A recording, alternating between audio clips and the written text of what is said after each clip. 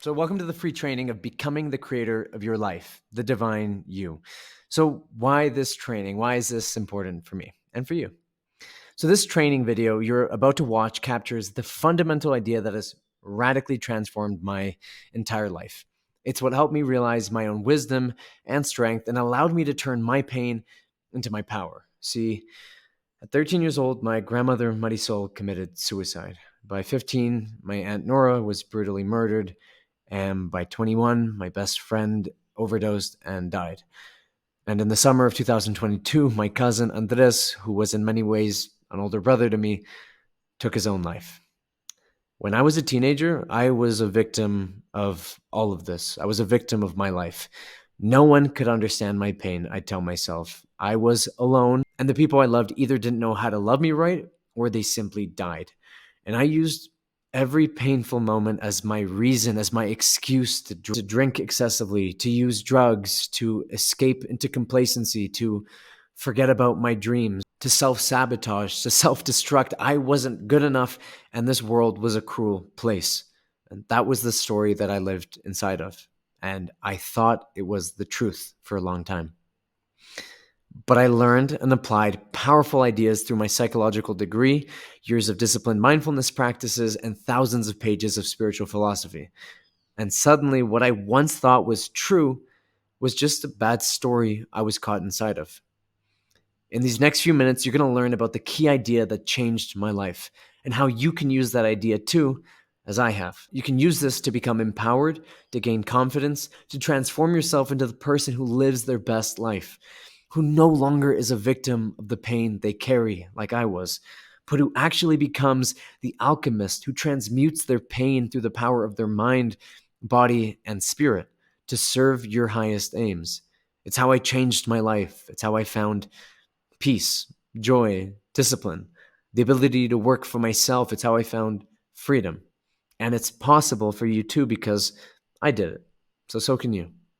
See, life is a story, and humans are storytellers, and you are a storyteller. You might not be aware of the story you tell because it maybe doesn't feel like a story to you.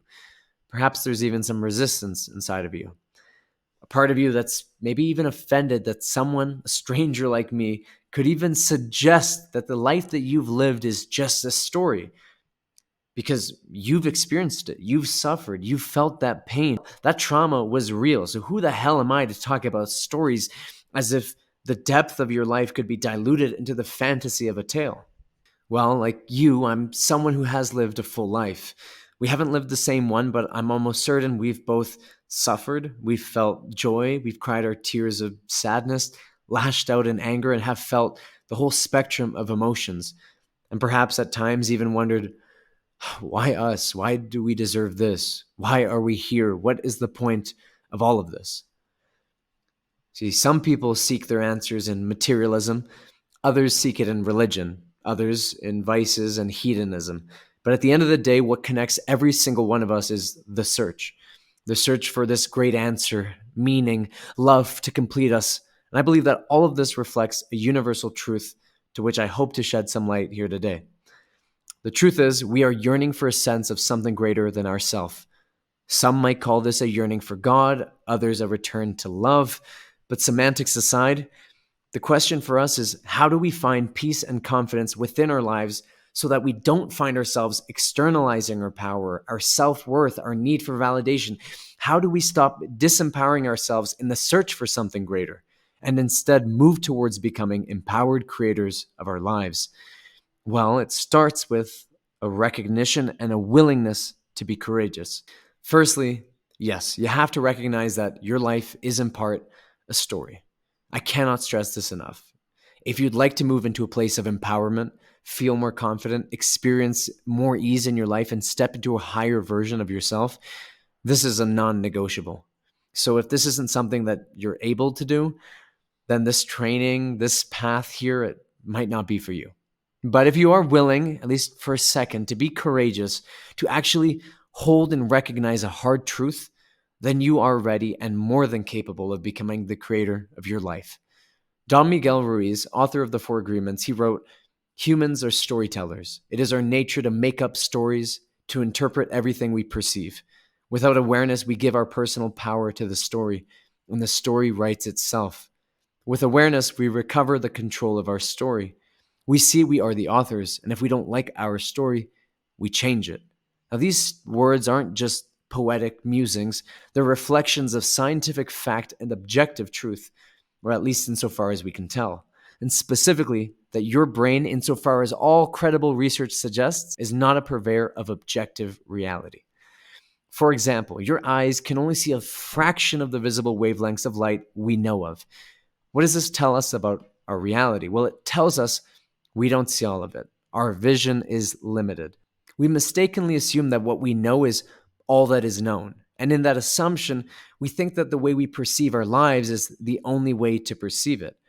Okay, and you might think, okay, so what? There are more colors in the world than we are attuned to. But what does this have to do with my life being a story? And how does this help me grow and become the creator of my life? Okay, well, let me explain. It doesn't just end with limited sensory organs to experience our reality like our eyes, but it's as deep as your mind too. In your mind, I'm sorry to tell you, is a terrible witness. And your memory, easily influenced. During my psychology studies in university, we learned just how reliable eyewitness testimony is. See, we found out that if we asked a set of witnesses who saw 7 films of traffic accidents, ranging in duration from 5 to 30 seconds, all presented in a random order to each group, after watching the film, participants were asked to describe what happened as if they were eyewitness testimonies. And they were asked specific questions, including the question about how fast were the cars going when they either smashed, collided, bumped, or hit each other. Okay, and guess what happened? The results showed that simply changing the verb used, smashed, collided, bumped, hit, or contacted, drastically altered the participants' perception of what happened. So studies have shown that our memory recall process is extremely malleable, and we can even implant false memories simply by asking priming questions. So what this means and what the science is indicating is that the likelihood that you or me in this moment have the objective sole truth of our own lives within our mind and memory is extremely low. Your brain subjectively creates your reality based on limited sensory organs' intake of information from a seemingly infinite data stream of which we only have a sliver of access to. And the small, subjective, and malleable experience of what we call reality is what you experience as life. And the reason this is so important for us to hold within our awareness is because it's what can give us the freedom to recognize that perhaps there is a different way to experience life. There is a different story you can tell. There is a better story you can tell. You always have access to the empowering narrative. But the first step lies here, in recognizing that there is in fact a narrative, a story being lived. Whether it's unconscious or conscious, your brain has a set of beliefs, assumptions, and conditioning that influences the way that your mind experiences the world around you. So if you want to become the empowered creator of your life, you must begin to unravel the story of your life. The one that may be painting you out to be a victim, powerless, not good enough, just not worth it. You must unravel that story if you truly want to begin writing a new one. Once you become aware that life is in part a story, a subjective and limited experience of which your mind, limited senses, beliefs, assumptions, and conditioning play a part in creating, the next step is writing a new story. Easier said than done, but it is doable. And it is your responsibility if you want to become an empowered creator of your own life. Let's say you've taken that first big step today, the one where you're willing to admit that there is a story within the objective nature of the life that you've been living. The next most important step is to identify what kind of a story you've been telling. You have to start with one of the most important things you'll ever do. Write your life story. Now, this might be easy for some of you, or it might seem extremely daunting, but it's necessary. Now, the second part of writing your life story is to do it again, but see if you can write it differently. Try your hardest and see if there are any different ways that you can weave the moments together to tell a different story. And your capacity to do this will grow over time. And the reason this is so important, and the reason it's part of the first couple of weeks of my Divine You coaching program, is because to become the creator of your life is simply to recognize wholeheartedly and pragmatically that you can tell a different story. And once you have had that profound realization within yourself by truly doing this work, then you are ready to begin what I call the real work, the inner work. The process that'll take you from wherever you are. Perhaps you're a little lost, maybe you're disillusioned, simply looking to level up to that which some might call divine and others call optimized. That process begins with first recognizing that there is a story and that there are perhaps an infinite number of stories that we can tell about our lives and the nature of our lives, and recognizing that if our minds are subjectively creating our reality, as science has proved, then what the hell are we doing allowing the subjective creation to happen at the mercy of society's programming and chance? Now, you don't have to be a victim of your life. You don't have to be everyone's people pleaser. You can be enough for you, and that is the only person you ever have to be enough for. And to step into this divine self, a confident, empowered version of you, the one that isn't scared of being themselves and actually knows what it means to be themselves, that step starts right here, in recognizing the subjective nature of your mind and the power that you have as a storyteller and as a creator. And the next step starts here and now, too. If you'd like to do the inner work, let go of limiting beliefs, do the introspective contemplation with someone who has studied psychology extensively, knows the ins and outs of Eastern spiritual philosophy, and can guide you towards your inner wisdom and power, because I have walked this path before, and the truth is I continue to walk it, because this is truly a step into a new life, a new self, the divine you. It's a path that I've helped others walk before. And you can hear from some of them right now. I think definitely the biggest value I've gotten so far would be certainty and trusting myself. Some of the most enlightening moments have been in some of our calls, or even the digestion that goes on after the calls. I was just telling my best friend this. I was like, I don't think I would have known to look for a life coach that doesn't impose his own thoughts and feelings on me.